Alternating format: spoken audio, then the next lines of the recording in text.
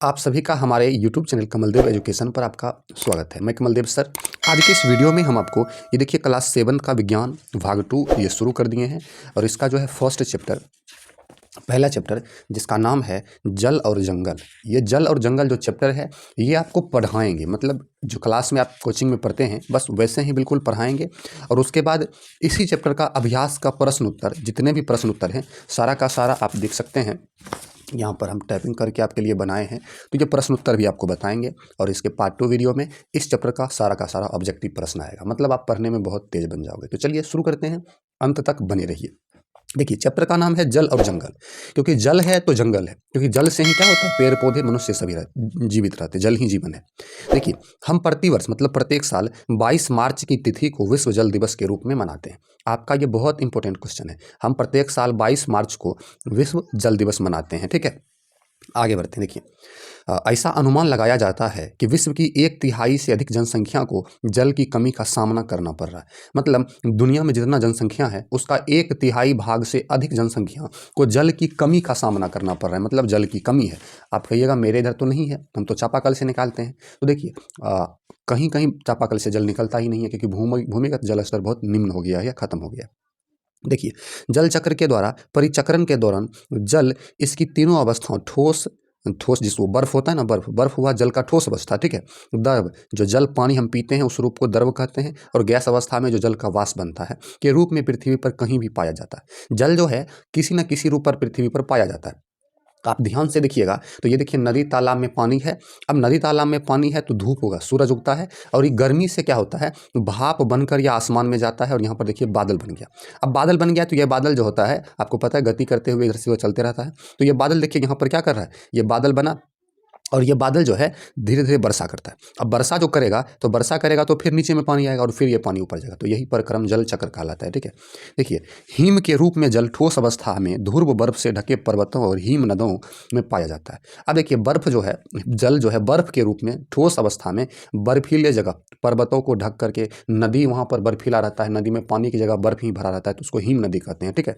द्रव की अवस्था में महासागर, झील, नदियों के अतिरिक्त भूमि के अंदर भौम जल के रूप में मिलता है। अब जो पानी हम पीते हैं उसको द्रव रूप कहते हैं, तो वो आपको मिलेगा महासागर में, झील में, नदी में, तालाब में, नहर में, या धरती के अंदर। तो धरती के अंदर के जल को भूमिगत जल कहते हैं, ठीक है। और गैसीय अवस्था में जल हमारे आसपास की वायु में जल वाष्प के रूप में अवस्थित रहता है। अब गैसीय अवस्था में तो अभी आप जहाँ पर हैं चारों बगल हवा जरूर होगा, तो उस हवा में जल जो है वाष्प के रूप में उपस्थित रहता है, ठीक है। चलिए आगे हम लोग बढ़ते हैं।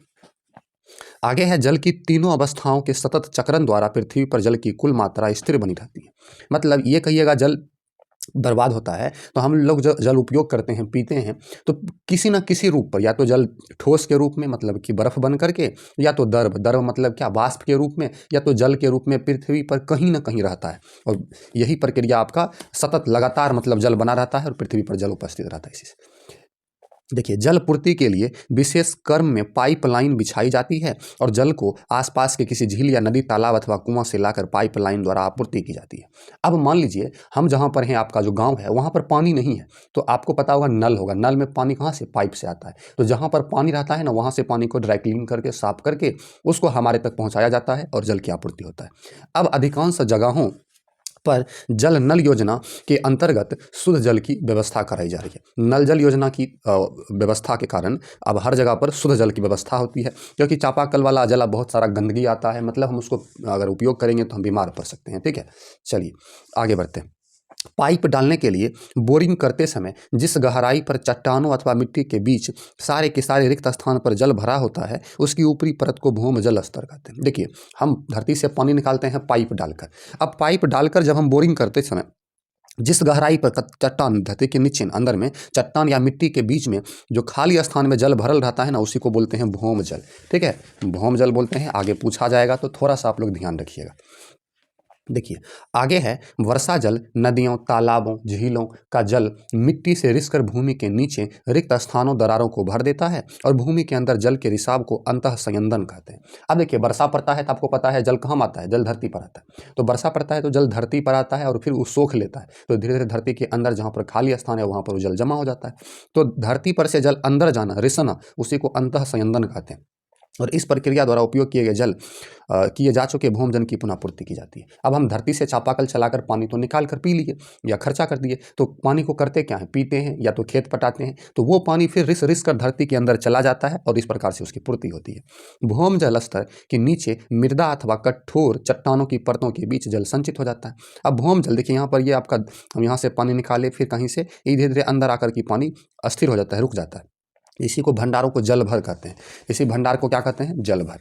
अब देखिए भूमजल पुनः पूर्ति की सबसे प्रमुख प्रक्रिया वर्षा के जल का रिसना है। अब धरती के अंदर का जल आप किस प्रकार से पूर्ति कर पाइएगा, क्योंकि आदमी की जनसंख्या बहुत ज़्यादा है तो जल बहुत खर्चा होता है। सब चापाकल से, पंपिंग सेट से, विभिन्न प्रकार के मशीन से उस पानी को निकाल लेते हैं।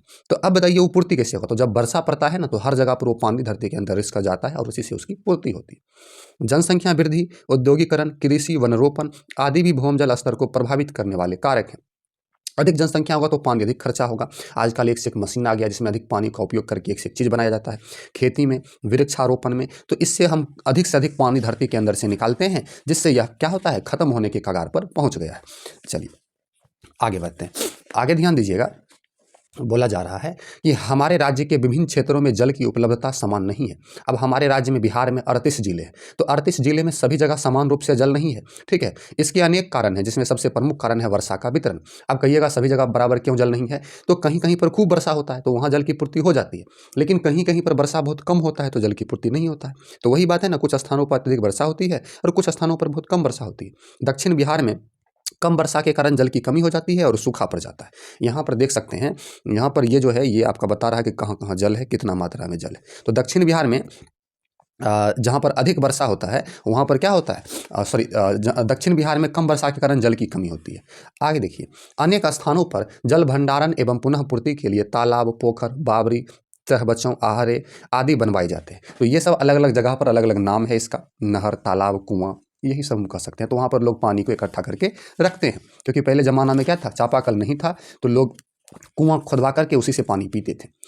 किसान भी देखिए, किसान भी अपने खेतों की सिंचाई के लिए जल की मित वेतता कर सकते हैं। इसके उदाहरण रूप में हम ड्रिप बूंद सिंचाई के बारे में जान सकते हैं। अब देखिए बोल कह रहा है कि किसान अपने खेतों की सिंचाई, खेत में हम पानी छोड़ते हैं तो बहुत ज़्यादा पानी उसमें देना पड़ता है, तो जल बहुत बर्बाद होता है। लेकिन अगर हम चाहें तो जल को बचा सकते हैं, मतलब कि थोड़ा सा पतला पाइप वाले मुँह से इस विधि में कम व्यास पाइप के जल को पौधे की जड़ों तक पहुँचाया जाता है। मतलब केवल पौधा के जड़ में ही पानी देना है, इससे जल बचेगा। इसी प्रकार यदि नलकूप के जल को पाइपों द्वारा खेतों में ले जाकर स्प्रिंकलर द्वारा सिंचाई पर भी जल की खपत कम होगी। अब नलकूप का पाइप ले जाकर समझ गए खेतों में झरना की तरह नहीं होता है, जड़ जड़ में पौधा के पानी पहुंचाना या हल्का सा छिड़काव कर देना, तो इससे भी जल की बचत होगी। गमले के पौधे को कुछ दिनों तक जल ना मिले तो वो मुरझा जाते हैं। अब बताइए क्यों? पौधे को भोजन बनाने और अन्य जैविक क्रियाओं के लिए जल की आवश्यकता पड़ती है। अब पौधा को भी जल की आवश्यकता पड़ती है, तो जल नहीं देंगे तो पौधा मर जाएगा। जल उपलब्ध नहीं हो तो पृथ्वी से हरियाली लुप्त हो जाएगी। अब पृथ्वी पर पेड़ पौधा है तब पृथ्वी हरा भरा है, अगर पृथ्वी पर जल नहीं होगा तो हरियाली लुप्त हो जाएगी, हर जगह सूखा ही सूखा नजर आएगा, ठीक है। देखिए, जंगलों में कई तरह के जीव जंतु जैसे बाघ, रीछ भालू को बोलते हैं, हिरन, बंदर, तरह तरह के पक्षी, कीट पतंगे आदि भी पाए जाते हैं जंगलों में। जंगलों में पाई जाने वाली वन्य संपदा और जीव जंतुओं की सुरक्षा के लिए राज्य सरकार ने इन्हें आरक्षित घोषित कर दिया है। अब एक बात बताइए, आपका अपना ज़मीन है तो क्या कहिएगा, यहाँ पर कोई नहीं घुसेगा, मेरा घर है। उसी प्रकार जंगल जो होता है ना, जंगली जानवर का घर होता है, लेकिन लोग क्या करते हैं अपना फ़ायदा के लिए उसके घर को तोड़ देते हैं, उजाड़ देते हैं, वहाँ पर खेत बना लेते हैं, घर बना लेते हैं। तो इसीलिए सरकार जो है उन्हें आरक्षित घोषित किया, उसको कोई नहीं हटाएगा, वो जंगली जानवर का फिक्स घर है। जैसे कि पश्चिम चंपारण जिले में वाल्मीकि नगर अभ्यारण्य है। अब पश्चिमी चंपारण जिले में वाल्मीकि नगर अभ्यारण्य है, जहाँ पर बाघ के संरक्षण के लिए आरक्षित बने, वहाँ पर बाघ रहते हैं, उसके लिए सुरक्षित है। वैशाली जिले के बरेला अभ्यारण्य, वैशाली में बरेला अभ्यारण्य है, मुंगेर जिले में भीम बांध अभ्यारण्य और गया जिले में गौतम बुद्ध अभ्यारण्य और रोहतास जिले में कैमूर अभ्यारण्य, ये सब बिहार के प्रमुख जंगल हैं। आपको ध्यान रखना है और परीक्षा में पूछ देगा कि बताइए बरेला अभ्यारण्य किस जिले में है, तो वैशाली जिले में। भीम बांध अभ्यारण्य किस जिले में है, तो मुंगेर अभ्यारण्य में, ठीक है, मुंगेर जिले में। तो ध्यान दीजिएगा, ऑब्जेक्टिव इसके बाद पूछेंगे तो आप लोग ध्यान दीजिएगा, ठीक है। चलिए आगे बढ़ते हैं।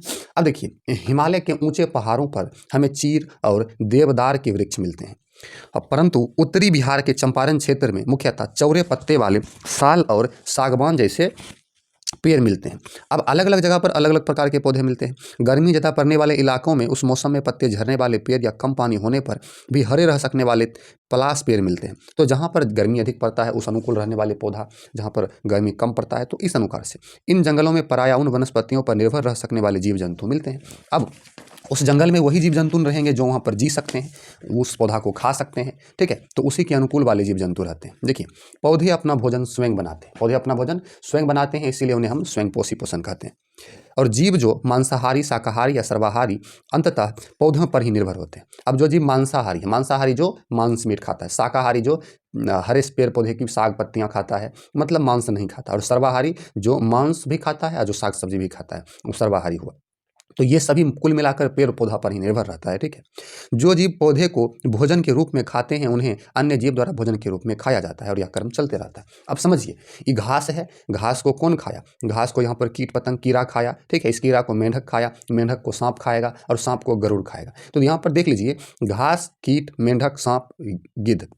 तो इस प्रकार से कि घास खाने वाले जीव को दूसरे जीव, दूसरे जीव को तीसरे जीव, तीसरे जीव को चौथे जीव, फिर ये गरुड़ मरेगा, मरेगा तो मिट्टी पर मिल जाएगा, वहाँ पर फिर घास जन्मेगा, फिर कीड़ा खाएगा। तो ये प्रक्रम चलता रहता है, ठीक है, हमेशा। इसी क्रम को हम लोग खाद्य श्रृंखला कहते हैं। खाद्य श्रृंखला समझ गए? प्रत्येक जीव एक दूसरे पर निर्भर रहते हैं, इसी श्रृंखला को खाद्य श्रृंखला कहते हैं। अब देखिए, यदि किसी एक श्रृंखला में कोई विघ्न पड़े तो सभी श्रृंखला प्रभावित हो जाएगी। अभी आपको बताएं कि कीड़े को मेंढक, मेंढक को सांप। अगर मान लीजिए मेंढक मर गया तो सांप कीड़ा को डायरेक्ट तो नहीं खाएगा, सांप क्या खाएगा? बेचारा सांप मरेगा, सांप मरेगा तो गिद्ध जो सांप को खाता है वो मरेगा। तो विघ्न पड़े तो श्रृंखला प्रभावित होता है। मिट्टी की ऊपरी परत में ह्यूमस होता है। मिट्टी की ऊपरी परत में क्या होता है? ह्यूमस होता है। कुछ जीव इतने छोटे होते हैं जिन्हें हम सूक्ष्मदर्शी की सहायता से ही देख सकते हैं, ऐसे जीव को सूक्ष्म जीव कहते हैं। अब कुछ जीव इतना छोटा होता है कि हम अपने नग्न आंखों से, आंख से उसको नहीं देख पाएंगे, उसको देखने के लिए सूक्ष्मदर्शी की आवश्यकता पड़ेगी, और ऐसे जीव को सूक्ष्म जीव कहते हैं। ये सूक्ष्म जीव अपघटक कहलाते हैं। सूखी पत्तियों के नीचे ह्यूमस की परत देखी जा सकती है। सुखलका पत्ता के नीचे ह्यूमस की परत मिलता है। मरे हुए जीव जंतु भी अपघटित मतलब सर गल कर ह्यूमस में परिवर्तित हो जाती है, मिट्टी के ऊपर में जम जाता है, जो अंततः पौधों के पोषण में सहायक होते हैं और जिससे खाद्य श्रृंखला भी पूरी होती है, साथ ही पोषण का चक्र भी पूरा होता है। अब जो जीव मरता है वो मिट्टी पर मिलकर ह्यूमस का निर्माण करता है। अब उससे क्या होता है? नए नए पौधे निकलते हैं, फिर उसे दूसरे जीव जंतु खाते हैं। वनों में प्रकाश संश्लेषण की क्रिया के कारण ऑक्सीजन तथा कार्बन डाइऑक्साइड का संतुलन वायुमंडल में बना रहता है। अब देखिए, हम लोग सांस लेते हैं ऑक्सीजन और छोड़ते हैं कार्बन डाइऑक्साइड। अब ये पौधा क्या करता है? जब खाना बनाता है तब ऑक्सीजन निकालता है, और हम लोग जब सांस छोड़ते हैं तो कार्बन डाइऑक्साइड निकलता है। इस कार्बन डाइऑक्साइड का पौधा उपयोग करता है खाना बनाने में, और खाना बनाता है कार्बन डाइऑक्साइड से और निकलता है ऑक्सीजन। लेकिन पौधा जो सांस लेता है तो सांस में ऑक्सीजन लेता है। कभी नहीं कहिएगा कि पौधा सांस में कार्बन डाइऑक्साइड लेता है, गलत हो जाएगा। पौधा सांस में ऑक्सीजन लेता है, बल्कि खाना बनाने में पौधा कार्बन डाइऑक्साइड लेता है, ठीक है। अपघटन एक रासायनिक क्रिया है। कौन सी क्रिया है? रासायनिक क्रिया है, जिसके फलस्वरूप उष्मा उत्सर्जित होता है। अपघटन जब होता है ना, उष्मा उत्सर्जित होता है। वृक्ष अपने जड़ से जल अवशोषित करते हैं और जलवाष्प के रूप में जल निर्मुक्त करते हैं। वृक्ष क्या करते हैं? धरती से जल को अवशोषित करते हैं जड़ के माध्यम से, और जलवाष्प के रूप में उन्हें वायुमंडल में छोड़ देते हैं। अब ध्यान दीजिए, वन एक गतिक सजीव इकाई है, ठीक है, जो जीवन तथा जीवन क्षमता से भरपूर है। अब कहता है वन एक गतिक जीवन इकाई है। क्यों? क्योंकि वन जंगल जो होता है, हरे पेड़ पौधे, उसको जीव जंतु सभी लोग खाते हैं, जिससे उसके शरीर में पावर क्षमता आता है, तो जीवन क्षमता से भरपूर है। वन भू अपर्दन को रोकता है। अब वर्षा पड़ेगा तो मिट्टी आपको पता है पानी के साथ बह जाता है, लेकिन जब वहाँ पर जंगल रहता है, वन रहता है, उस मिट्टी को जड़ उसका पकड़ कर रखता है, ठीक है, और भूमि की उर्वरा शक्ति को बनाए रखता है। अब जहाँ पर पेड़ पौधे होते हैं ना, भूमि का उर्वरक क्षमता बनाए रखता है। नदियों को जल की आपूर्ति होती है, तथा बाढ़ से हमारी रक्षा भी होती है। बाढ़ आता है तो वही पेड़ पौधा उस मिट्टी को रोकता है अपर्दन होने से, ठीक है। पेड़ पौधा का पत्ता सरगल के उसी मिट्टी पर पड़ता है तो मिट्टी उर्वरक बनता है, ठीक है, उर्वर बनता है। जनसंख्या दबाव के कारण खेती, कारखानों एवं आबादी के बसने के लिए वनों की जिस प्रकार से तेजी से काटा जा रहा है, इससे मानव सभ्यता में वन्य जीवों का अस्तित्व खतरनाक हो गया है। अब देखिए, जनसंख्या बढ़ रहा है, आबादी बहुत ज़्यादा बढ़ता है, तो उसको बसने के लिए ज़मीन चाहिए, खेती करने के लिए ज़मीन चाहिए, फैक्ट्री खोलने के लिए ज़मीन चाहिए, तो लोग जंगल को काटते हैं। अब काटेगा जंगल को, ऑक्सीजन नहीं मिलेगा, और ऑक्सीजन नहीं मिलेगा तो हम लोग सांस नहीं ले पाएंगे और हम लोग मर जाएंगे। तो इसलिए हम लोग को वृक्ष की सेवा करना चाहिए, लगाना चाहिए, बचाना चाहिए। कुछ वर्ड मीनिंग है, ध्यान दीजिएगा, सीखिएगा, ठीक है। इसके बाद हम प्रश्न उत्तर करेंगे, और लाइक कर दीजिए अभी तक वीडियो को लाइक नहीं किया। जल भर को इंग्लिश में एक्वाफायर बोलते हैं। अक्षय को डिप्लेशन बोलते हैं। बूंद सिंचाई व्यवस्था को ड्रिप इरिगेशन, और लवण जल मतलब मीठे मृदु जल को फ्रेश वाटर, भूम जल स्तर को अंडरग्राउंड वाटर लेवल कहते हैं। ठीक है, अपघटक को डिकम्पोजर्स कहते हैं, वन आरोपण को डिफोरेस्टेशन कहते हैं, और भू अपर्दन को सॉइल इरोजन कहते हैं। भूम जल भूमिगत जल को ग्राउंड वाटर कहते हैं। अंतः संयंत्रण रिसाव को इनफिल्ट्रेशन कहते हैं। जल संग्रहण को वाटर हार्वेस्टिंग कहते हैं। ह्यूमस को ह्यूमस ही कहते हैं, और पुनर्जनन को रीजनरेशन कहते हैं। तो इसको याद कर लीजिएगा तो बहुत आपको सीखने को मिलेगा। यह है हमने सीखा इस चैप्टर में। हमने क्या क्या सीखा कि जल के बिना जीवन संभव नहीं है। जल की 3 अवस्था है, एक है ठोस, द्रव, गैस, जिसको बर्फ और जल और वाष्प कहते हैं। जल चक्र द्वारा जल की आपूर्ति बनी रहती है, फिर भी उपयोग के लिए जल की कमी है। उद्योगों की तेजी से वृद्धि, बढ़ती जनसंख्या, सिंचाई की बढ़ती आवश्यकताएं और कुप्रबंधन से जल की कमी का मुख्य कारण है। समय की मांग है कि हम सभी जल का उपयोग मितव्ययता से करें, ध्यान से करें, कम जल खर्च करें। वनों से हमें अनेक उत्पाद मिलते हैं। वनों से वनस्पतियों की विभिन्न परतें जंतुओं, पक्षियों एवं जीवों की भोजन तथा आश्रय प्रदान करती है। वनों के विभिन्न घटक एक दूसरे पर निर्भर करते हैं। वन में मृदा, जल, वायु और सजीवों के बीच परस्पर क्रिया होती रहती है। वन मृदा को अपरदन से बचाते हैं। मृदा वनों की वृद्धि करने और पुनर्जनन में सहायक होती है। तो ये हमने आपको पूरा चैप्टर खत्म कर दिया। अब इसका है प्रश्नोत्तर, 9 गो प्रश्न है, और हम सभी का प्रश्न का उत्तर जानते हैं। चलिए ध्यान दीजिएगा। तो ध्यान दीजिए, हमारा सबसे पहले है निम्नलिखित कथन सत्य है अथवा असत्य। ठीक है, तो वर्षा जल का चरम स्रोत है, तो ये बात सही है, क्योंकि उसी से भूमिगत जल स्तर बढ़ता है या समान रहता है। अगला है नदियों का जल खेतों में सिंचाई का एकमात्र साधन है, गलत बात है, असत्य हो जाएगा, क्योंकि हम लोग धरती के अंदर से पंपिंग सेट से पानी निकाल कर भी खेत पटाते हैं। अगला है जल की कमी की समस्या का सामना केवल ग्रामीण क्षेत्रों के निवासी करते हैं, ये भी गलत है, शहरी क्षेत्र के निवासी भी जल की कमी की समस्या का सामना करता है। अगला प्रश्न है रिक्त स्थानों की पूर्ति कीजिए। ध्यान दीजिए, अब है भूम जल प्राप्त करने के लिए डैश तथा डैश का उपयोग होता है। ये जो ब्लैक कलर में बहुत ज़्यादा काला है, तो यही डैश जगह है, खाली जगह। तो यहाँ पर एक में नलकूप भरेंगे, कुआं, आप और भी चीज़ भर सकते हैं। अगला है जल की 3 अवस्थाएं, अभी बताए थे आपको क्या क्या होता है, बर्फ, जल और वाष्प होता है, वाष्प। ठीक है, जल और वाष्प होता है। अगला है भूमि के जल धारण करने की क्षमता पर डैश कहलाती है, तो भूम जल स्तर कहलाती है। ठीक है, तीसरा प्रश्न है समझाइए कि भूम जल की पुनः पूर्ति किस प्रकार होती है। भूम जल की पुनः पूर्ति किस प्रकार होती है? तो वर्षा के समय जल भूमि पर गिरता है और कुछ हिस्सा तालाबों, नदियों में जमा होता है। शेष जल धीरे धीरे रिस कर भूमि के अंदर चला जाता है। इस प्रक्रिया को अंतःस्त्रावन कहते हैं। खेतों में सिंचाई का जल भी भूमिगत जल स्तर को बढ़ाता है। इस तरह वर्षा और सिंचाई के जल से भूमिगत जल का स्तर बना रहता है। अभी आपको पढ़ाई भी थे यही चीज़।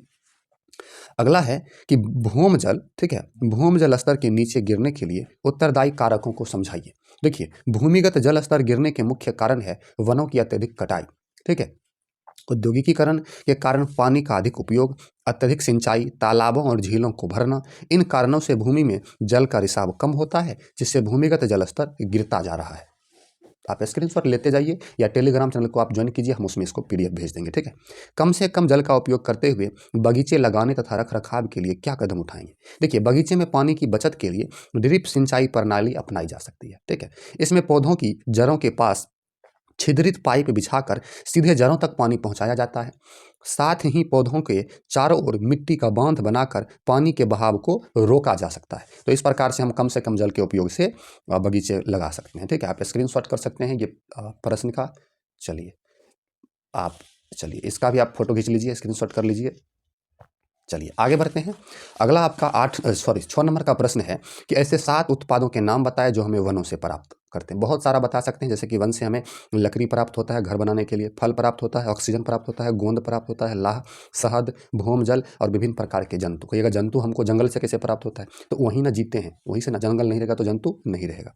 अगला है वनों में कुछ भी व्यर्थ नहीं है, मतलब बेकार नहीं है, क्यों, समझाइए।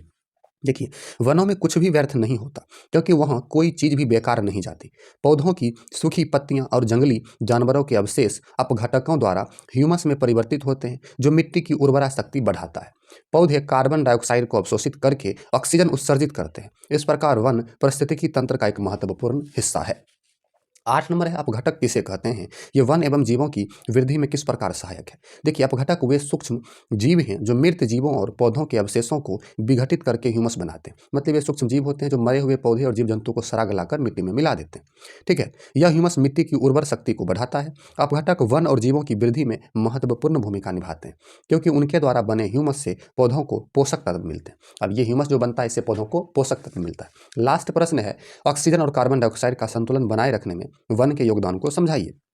देखिए, पौधे प्रकाश संश्लेषण की प्रक्रिया द्वारा वातावरण से कार्बन डाइऑक्साइड अवशोषित करते हैं और ऑक्सीजन छोड़ते हैं। जीव जंतु इसी ऑक्सीजन का उपयोग श्वसन में करते हैं और कार्बन डाइऑक्साइड छोड़ते हैं। इस प्रकार वनों में पौधों और जीव जंतु एक दूसरे पर निर्भर रहते हुए वातावरण में ऑक्सीजन और कार्बन डाइऑक्साइड के स्तर को संतुलित रखते हैं।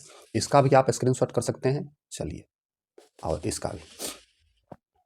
तो आपका ये जो है चैप्टर पहला आपका जल और जंगल खत्म हो गया है। आप अंतिम तक रुके हैं, इसका मतलब आप पढ़ने वाले स्टूडेंट हैं, आप पढ़ाई में कंसस हैं। आप सब्सक्राइब करके वीडियो को लाइक कर दीजिए और ध्यान दीजिए, आप डेली आपका ये पहला चैप्टर है, इसके बाद दूसरा, तीसरा, चौथा डेली आते रहेगा। आप लोग ध्यान दीजिएगा, देखिएगा, जरूर सीखिएगा और सभी विषय का आएगा। Thank you. मिलते हैं किसी और वीडियो में। धन्यवाद।